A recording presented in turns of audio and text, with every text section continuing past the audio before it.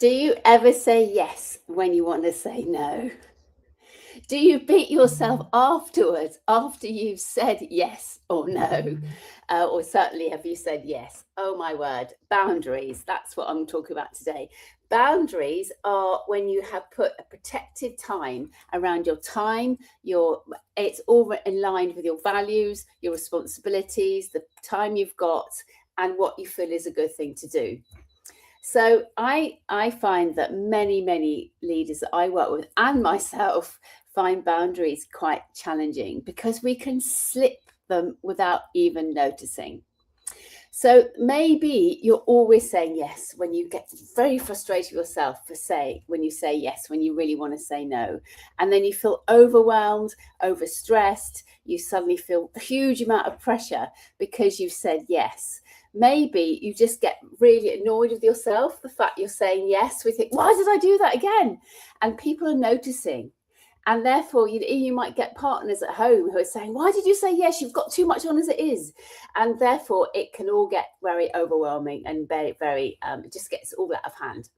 Maybe you dream of giving an empowered no and making it very clear that not today, thank you, I can't do this. Maybe you make sure that you absolutely manage your time effectively so that you're not feeling overwhelmed and stressed.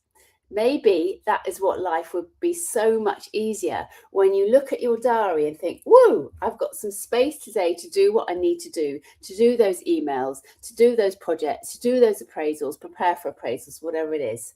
And therefore you feel a sense of calm because you have ring-fenced time in your calendar for various things. So clearly, from going from one end to the other, there's a bit of a bridge that has to happen. And why is it important now? Because who wants to feel overwhelmed? And actually, who wants our team to think, oh, she's always so busy, she hasn't got time? Or friends to think, oh, she's so busy, she hasn't got time.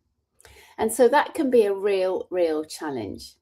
So to tell you a little bit about my story, when I launched my book in February, if anybody that's launched a book, it's a very busy time.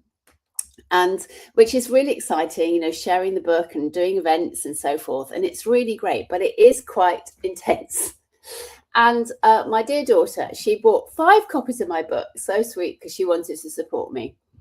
And then I remember the first thing, she not actually looked at my book up to then. Obviously, she's been living and breathing me, writing it and so forth, but she'd never actually read it. She'd seen the cover, she was excited about it, but she'd never really read page by page. The first thing she opened was the chapter on boundaries. And she said, Mummy, how can you write a book about boundaries when you're not keeping them yourself? And I thought, good point. Good point. How can I be in integrity with myself when I'm not practicing what I preached? Now, boundaries, so therefore, sometimes you have to have a real regroup of our boundaries. However, if we know that one boundary is going to slip, then we're still in integrity if we've told everyone. So, for example, when I was doing my book launch, I did tell, loads of people that actually this is quite intense time. I'm just focusing on this and I'm not going to be around that much. And so I kind of made it clear that actually the sort of new normal time, it was a bit of an intense time and therefore I wouldn't be as available as I would normally be. So that's okay if we say, look, on this occasion, I can't, my boundaries are slightly broken, but however, I'm disseminating that right now, and I'm making it clear that this is the situation. So that's okay as well. So I think the most important thing is when you have somebody asks you to do something, the first thing is to give yourself the pause. Just literally, don't say anything, think, and ask yourself the question. If I say yes to this, what am I saying no to that's way more important? And that could be time with family. It could be delaying another project. It could be just that sense of overwhelm because you've got too much on.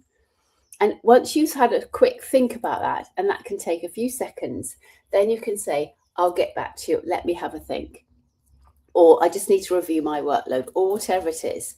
And if it's with a boss giving you extra projects or whatever, sometimes you have to hand it back to them and say, look, okay, and this is why it takes time of reflection. Okay, well, if you'd like me to do this, and I've got this to do, which is more important? Because I haven't got the time to do both effectively.